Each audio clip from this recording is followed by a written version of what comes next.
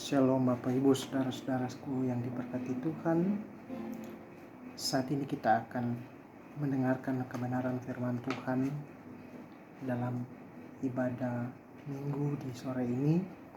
Dalam sukacita kita bersama diberkati oleh Tuhan ketika berkatnya masih kita nikmati dalam kehidupan kita sampai hari ini, dan kita beribadah secara online kembali karena virus yang masih sementara kita gumuli bersama.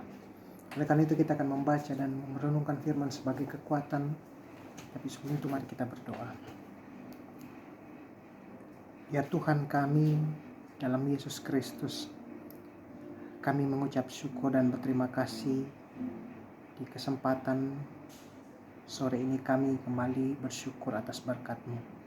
Di hari ini pun kami boleh beribadah secara online dan kami mendengarkan firman-Mu Tuhan.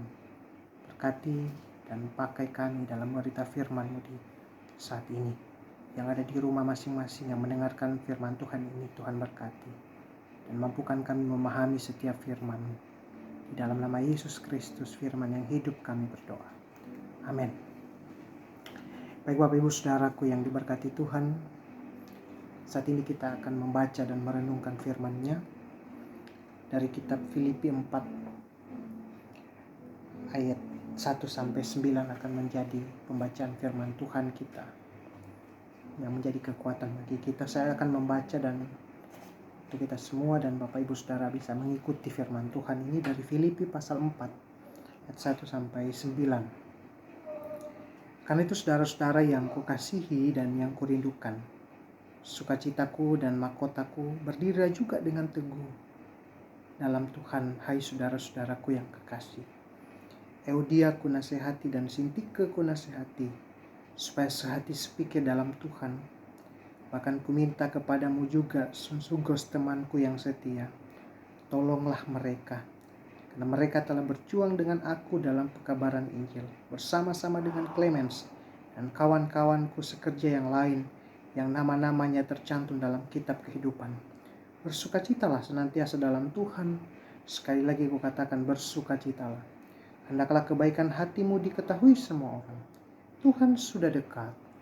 Janganlah hendaknya kamu khawatir tentang apapun juga, tetapi nyatakanlah dalam segala hal keinginanmu kepada Allah dalam doa permohonan dengan ucapan syukur. Damai sejahtera Allah yang melampaui segala akal akan memelihara hati dan pikiranmu dalam Kristus Yesus. Jadi akhirnya, saudara-saudara, semua yang benar, semua yang mulia, semua yang adil, semua yang suci, semua yang manis, semua yang sedap didengar, semua yang disebut kebajikan dan patut dipuji, pikirkanlah semuanya itu. Dan apa yang telah kamu terima dan apa yang telah kamu dengar dan apa yang telah kamu lihat padaku, lakukanlah itu. Maka Allah sumber damai sejahtera menyertai kamu. Demikianlah firman Tuhan ini yang sudah kita dengar bersama dan yang sudah kita baca bersama. Kiranya ini menjadi kekuatan bagi kita sekalian untuk melangkah di sepanjang kehidupan kita di tengah-tengah dunia. Nah Bapak Ibu Saudara, Shalom.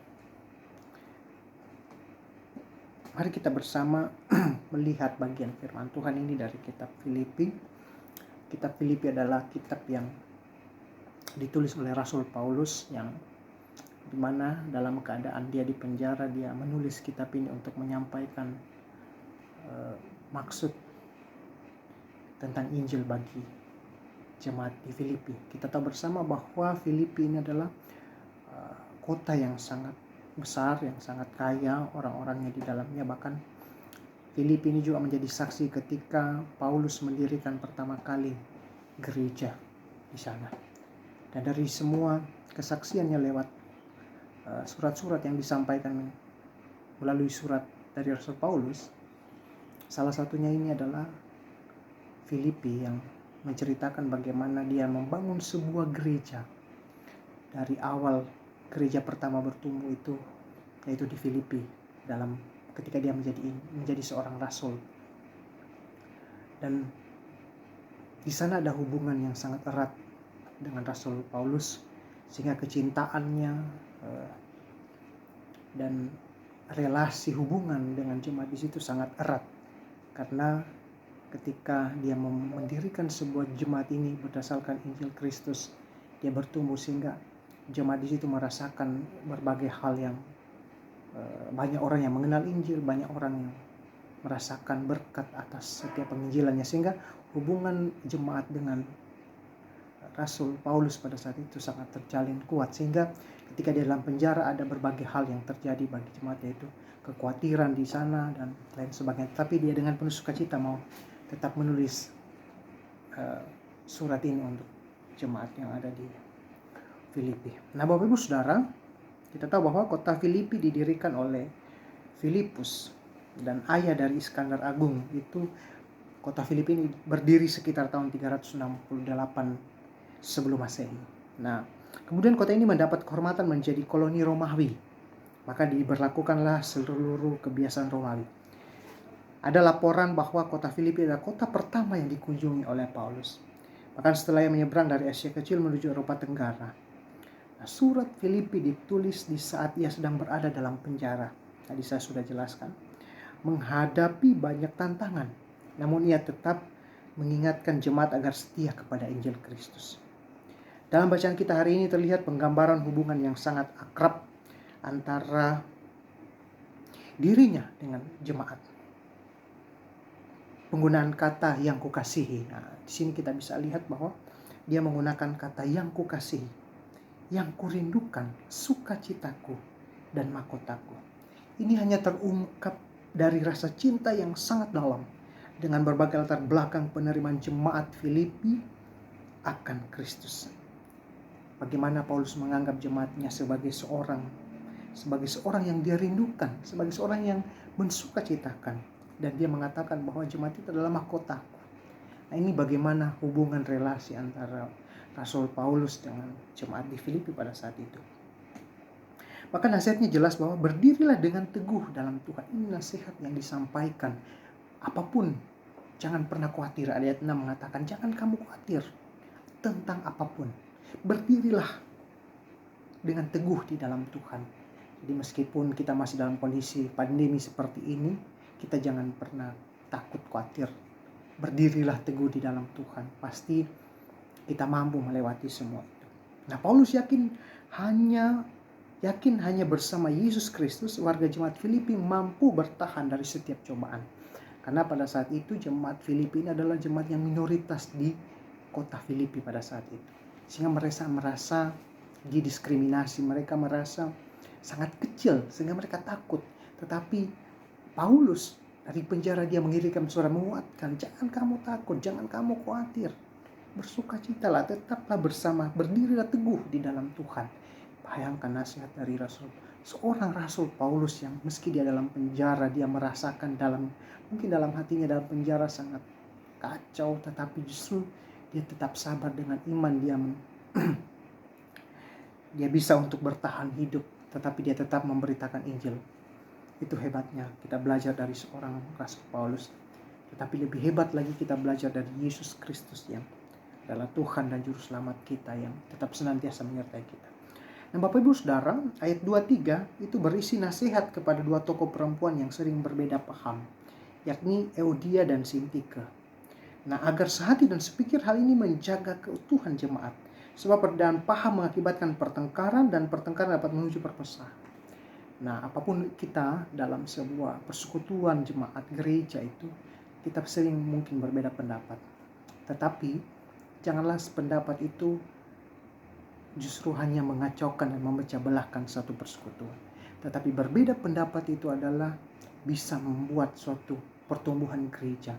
Berbeda pendapat, berbeda pikiran itu kita persatukan dalam satu kebersamaan untuk membangun sebuah persekutuan, bukan untuk memecah belahkan, bukan untuk menjadikan sebuah perbedaan pendapat itu sebuah pertengkaran atau perpecahan. Sehingga Paulus mau memberikan teguran nasihat kepada Euodia dan Sintike bahwa janganlah kalian ada berbeda pendapat yang hanya melakukan perpecahan. Bahkan kepada Sunsugos, Paulus meminta bantuannya untuk bersama-sama terlibat dalam pembangunan persekutuan jemaat. Dia langsung meminta Sunsugos untuk terlibat. Bahkan semakin banyak orang yang mau peduli untuk menjaga keutuhan jemaat, maka semakin nyata keteguhan iman terpelihara. Nah, pada ayat 4 dan 5 diserukan untuk bersukacitalah. Sumber sukacita orang Kristen adalah kehadiran Kristus terus-menerus. Di tengah pergumulan ini, di tengah pandemi seperti ini, kita harus tetap bersukacita. Jangan kita sudah khawatir, sudah tidak bersukacita, tidak bersyukur, ya apa mau jadi hidup ini. Tapi ketika kita mampu untuk bersukacita, menghadapi setiap persoalan pergumulan, pasti kita bisa lalui dengan penuh sukacita. Karena sumber sukacita orang Kristen adalah kehadiran Kristus terus-menerus. Itulah sumber kehadiran sukacita kita. Yesus Kristus tidak pernah meninggalkan kita, tetapi Yesus selalu ada di setiap langkah hidup kita. Buktinya sampai sekarang dia masih memberi nafas hidup bagi kita untuk menikmati. Nah, jika kita kokoh dalam Kristus, sehebat apapun tantangan pasti dapat dilewati. Jemaat Filipi akan mudah goyah dan rapuh akan kehidupan. Tegas Paulus menyampaikan, jangan khawatir tentang apapun. Nyatakan dalam doa dan permohonan dengan ucapan syukur. Jangan khawatir, tetap terus berdoa. Doa, jalani kehidupan dengan penuh hikmat dari Tuhan, tetap andalkan Tuhan. Itu yang menjadi kunci bagi kita, solusi. Dan membawa segala sesuatu itu kepada Allah. Jangan hanya khawatir kita terlalu banyak tapi kita kurang berdoa. Tapi justru doalah, kedekatan kita dengan Tuhan itu yang bisa membuat segala sesuatu itu mudah untuk kita jalani. Nah, Bapak Ibu Saudara, ketika kita merasakan sukacita, maka pasti kita akan menikmati kehadiran Tuhan di tengah kehidupan ini. Ketika kita khawatir dengan hal-hal yang terjadi di tengah situasi pandemi ini, maka pasti kita khawatir dengan ekonomi kita. Kita khawatir dengan kehidupan kita, apa yang akan terjadi ke depan. Tetapi justru mari kita letakkan semua dalam doa. Minta kepada Tuhan dengan penuh kerendahan hati. Jangan memaksakan. Tapi apa yang menjadi kebutuhan kita tetap berdoa kepada Tuhan. Minta pertolongan dari Tuhan. Minta perkenanlah Tuhan untuk menyertai dan menjaga kita. Pasti kita akan kokoh kuat bersama dengan Tuhan menghadapi situasi kondisi yang ada. Meski kita beribadah secara online, masih di rumah masing-masing, tidak bertemu bersama, ini tidak menyurutkan iman kita kepada Tuhan. Tapi semakin giat kita ada dalam hubungan intim dengan Tuhan, dalam persekutuan doa.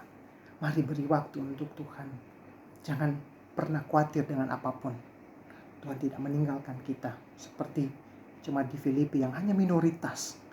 Tuhan tidak meninggalkan mereka, tetapi mengirim seorang Rasul Paulus untuk memberitakan Injil, menguatkan mereka, memberi sukacita bagi mereka, dan memberikan damai sejahtera bagi mereka.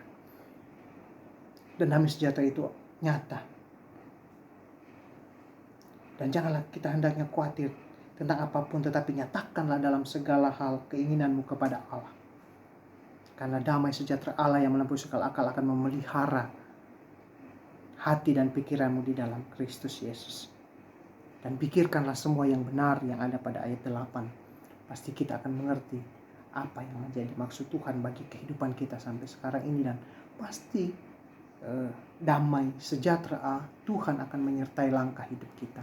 Selamat kita menjalani kehidupan di tengah situasi kondisi yang masih sementara dalam virus ini.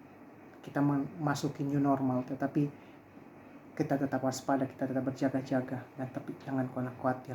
Bersandarlah kepada Tuhan, pasti Tuhan akan menolong kehidupan Bapak Ibu Saudara dan memberkati, cukupkan setiap kebutuhan Bapak Ibu Saudara yang ada di rumah yang mengikuti ibadah online di saat ini. Tuhan memberkati kita semua. Amin. Mari kita berdoa. Ya Tuhan Yesus Kristus, terima kasih untuk firman-Mu. Kuatkan kami memahami firman-Mu. Jauhkan kami dari kekhawatiran tentang situasi kondisi pergumulan kami pribadi, perekonomian, bahkan pergumulan mengenai virus ini. Tetapi Tuhan, kami percaya Tuhan tidak meninggalkan kami.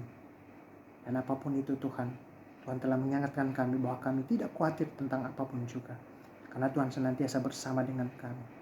Terima kasih Bapa, diberkati kami semua yang ada di rumah kami masing-masing yang mengikuti renungan khotbah melalui via online ini. Diberkati pun mereka Tuhan. Berkati keluarga masing-masing. Jemaat GPI Malang, Tuhan berkati. Berkati apa yang menjadi kebutuhan. Berkati apa yang menjadi harapan. Apa yang menjadi doa, Tuhan berkati. Jaga kehidupan kami semua Bapa. Jaga gereja-Mu yang masih dalam pertumbuhan secara rohani, bahkan pertumbuhan secara jasmani. Tuhan memberkati gereja kami yang kami boleh bentuk, yang kau boleh rancangkan di Malang. Kiranya kasih sayang-Mu menyertai Bapa. Kiranya berkat kasih sayang-Mu juga yang akan memberikan kekuatan bagi kami untuk membangun gereja GPI Malang sesuai kehendak. Terima kasih Bapa, terima kasih, berkati semua rumah tangga Tuhan yang ada sudah bergabung, ataupun nanti Tuhan tepat waktunya Tuhan akan memberikan yang terbaik bagi kami GPI Malang.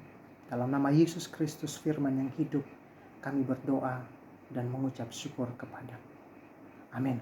Oke Bapak Ibu, terima kasih sudah mengikuti ibadah di saat ini. Tuhan memberkati kita, dan kita percaya bahwa berkat senantiasa menyertai langkah kehidupan kita setiap hari di sepanjang kehidupan kita berumah tangga. Tuhan memberkati.